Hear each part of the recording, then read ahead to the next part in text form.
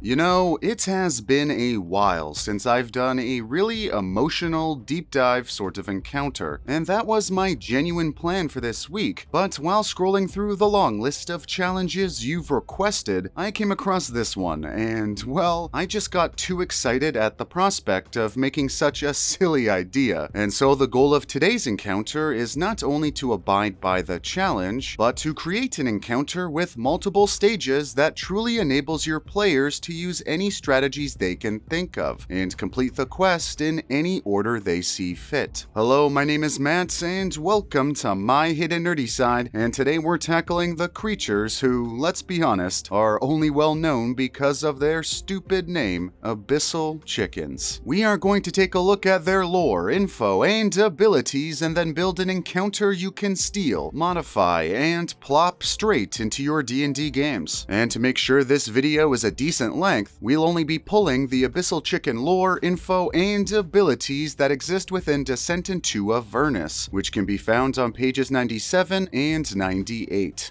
So without further ado, let's take a look at Abyssal chickens. Now when it comes to lore, there isn't a lot to talk about, which is actually okay since we won't really be using a lot of it. But here are the basics. Abyssal chickens are originally found in Avernus or the Abyss and are born from spawning trees, which as you can imagine are trees that spawn creatures. Fleshy sacs grow on the branches of these trees, and once they eventually fall to the ground, a fully grown abyssal chicken hatches from it. They are simply tiny, mindless demons who feast and kill until they die. But despite not having feathers and having a weird triangular shape, abyssal chickens do share some common characteristics with regular chickens, such as their limited flight, bipedal talons, and most important of all, their taste, because they're said to taste just like a juicy, fatty chicken. Now, when we jump over to their actions and abilities, we can see a couple of cool things despite them being a CR 1/4 creature. Apart from their nice resistances and immunities, they also have 30 feet of blind sight. However, they are completely blind beyond that radius. They also have multi-attack with their bite and claws and can fly 30 feet, but must land before the end of their turn. So with this moveset, they can be a real hassle to deal with if played intelligently, but with their limited vision and bad flyer feature, they can also create some truly comical moments and can allow you to throw a decent number of them at lower level parties, so long as you space them out in strategic ways, which we'll get into in just a bit.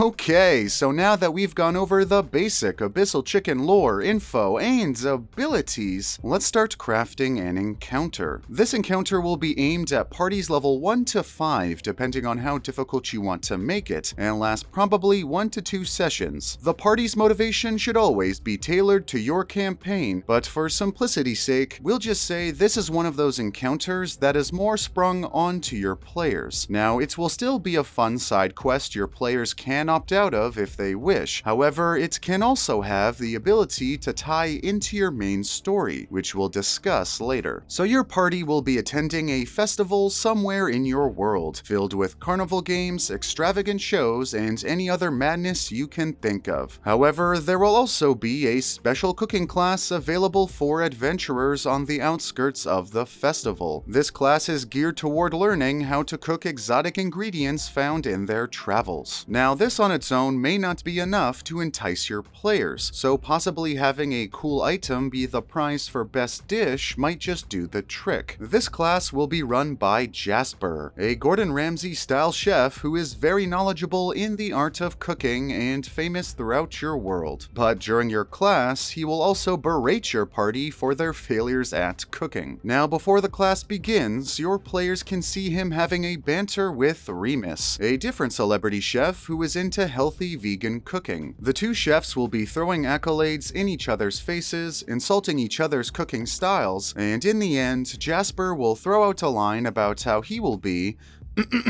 Right, well, I'll be cooking for the king for my 8th year in a row, while you're picking vegetables by yourself, you donkey. That was such a bad Gordon Ramsay. Anyways, Remus will then leave and your class shall begin. The class will begin and Jasper will ask your players to cook him a dish to see what they can do. He will have a table full of exotic ingredients for them to choose from and will have individual cooking stations for them to use. I'd require an investigation check to find the best ingredients and then a cook's utensil skill check to see how well they use them. So this class provides a great opportunity for your players to roleplay and get to know each other while having a bit of non-consequential fun, which is perfect for at the beginning of a campaign. Jasper will be harsh in a comedic way, of course, but will also teach the players quite a bit about cooking. And to really make this cooking class feel like a part of your world, quickly Google cooking techniques and apply them to random monster parts you can find on your continent. And of course, here is a quick list of insults for Jasper to use. After your players present their dishes and Jasper berates them, he will then begin to show your players how to cook a dish using a special ingredient, Abyssal chickens. However, Jasper will then reveal a surprise addition to the class, finding your food. And this is because somehow all the Abyssal chickens have escaped from their cages. And not just the ones for the class, but also the ones he was saving for the king's royal dinner happening later that night. If your party follows the tracks of these chickens, they can see them heading toward the festival grounds. So now an incredibly bad situation is upon us. Jasper will then offer your players a reward to capture the chickens before they cause too much of a commotion and potentially harm civilians. However, Jasper will also pay double for each chicken they catch alive, since Abyssal chickens quickly lose their flavor the longer they remain dead, which is why he was keeping them alive. He will then provide your party with a large cage and a donkey-drawn carriage to put them in. Now this setup on its own and completing the quest with this level of information will still lead to a satisfying conclusion. However, if your players take the time to investigate where the Abyssal chickens were being held, they can discover the locks were destroyed in a way that could not be done so by the chickens, meaning someone has intentionally freed them. And of course, the person who secretly freed them will be Remus. Remus's motivation for doing so was to tarnish Jasper's reputation so the king would choose Remus for the next royal dinner. So you can leave some clues behind pointing to Remus, like a dropped brochure promoting his cooking class, or footsteps that lead to his cooking class, and then either have the players interrogate him, follow him, or whatever else they wish to expose Remus for his crimes. But anyways, let's get back to the chickens. The main goal will be to prevent the chickens from terrorizing the festival, and the secondary goal will be to catch them alive. We'll say anywhere from 6 to 12 chickens are on the loose depending on your party's size and skill, and your players will have to travel throughout the festival trying to find them. So all that's left to do is to decide what ridiculous situations to put these chickens in. Well, one really fun scenario could be having tracks that lead to a Blink Dog racetrack. While there, your party will see a race is about to start and a few Abyssal chickens have ran onto the tracks. This can lead to a ton of shenanigans as your party either sprints around the track trying to get the chickens before they start devouring the dogs, or they can strategically wait for the chickens to circle around. But also, while your party is running around trying to get the chickens, having Blink Dogs accidentally teleport into your players and knock them over can add just a bit of extra fun. And to top it all off, you can even have a mage using thaumaturgy to commentate on the race, also commentate on your party's efforts as they chase the chickens down. And coming around the corner is the Goliath Barbarian scrambling for the chicken. Can he get the chicken? Can he catch up? Can he go all the way? Oh no! Instead he's gonna fall on his face.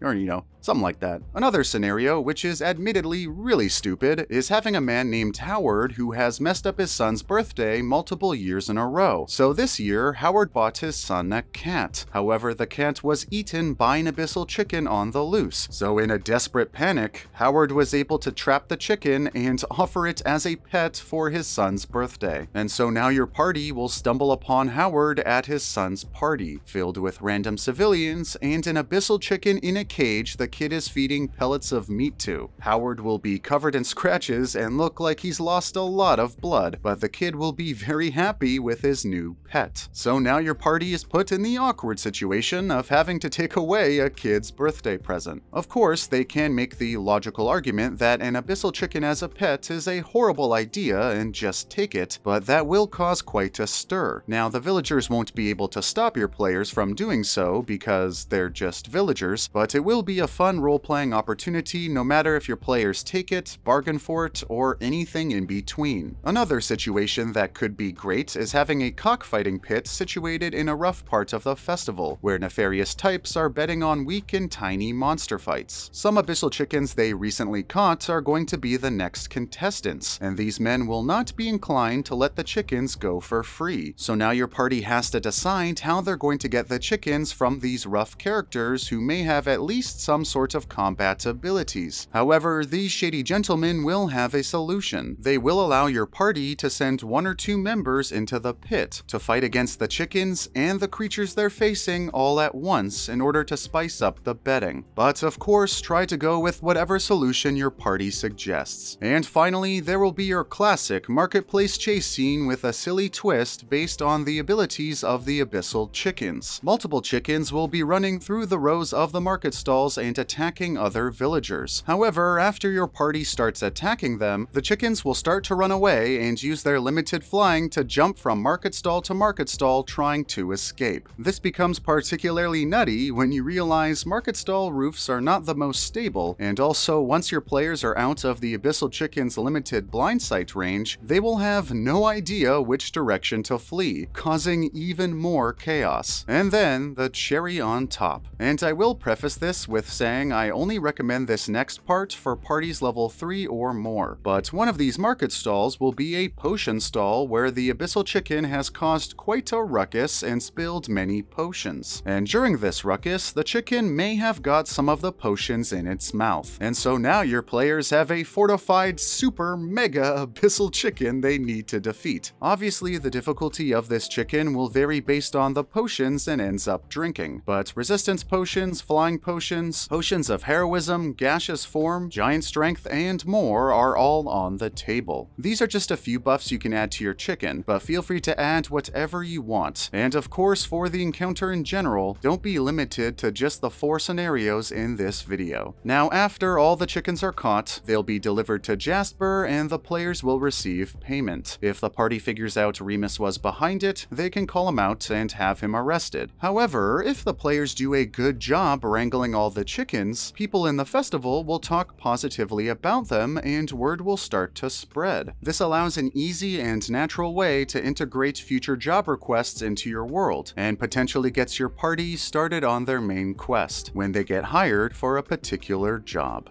So, a festival filled with multiple encounters, some silly role-playing shenanigans, and the possibility to expand upon your world building while increasing your party's notoriety? I think this is all quite spicy enough. But if we wanted to, how can we make it even spicier? Well, one obvious way is to play with the types of potions the Super Abyssal Chicken drinks to create some weird mechanics, particularly if you're using homebrew. And what if drinking all those potions started causing even wilder side effects, like having it turn into a fog cloud every other round, having it vomit acid, or any other craziness you can think of. If you want to, you can make Jasper the villain, and say he released the chickens as part of a wacky-ass publicity stunt. And finally, you can add a biological feature that allows the abyssal chicken to lay eggs, adding an additional layer to the encounter. Find all the abyssal chickens, and make sure they didn't lay any eggs. And hey, maybe your players can wrangle up some eggs and cook them after it's all said and done.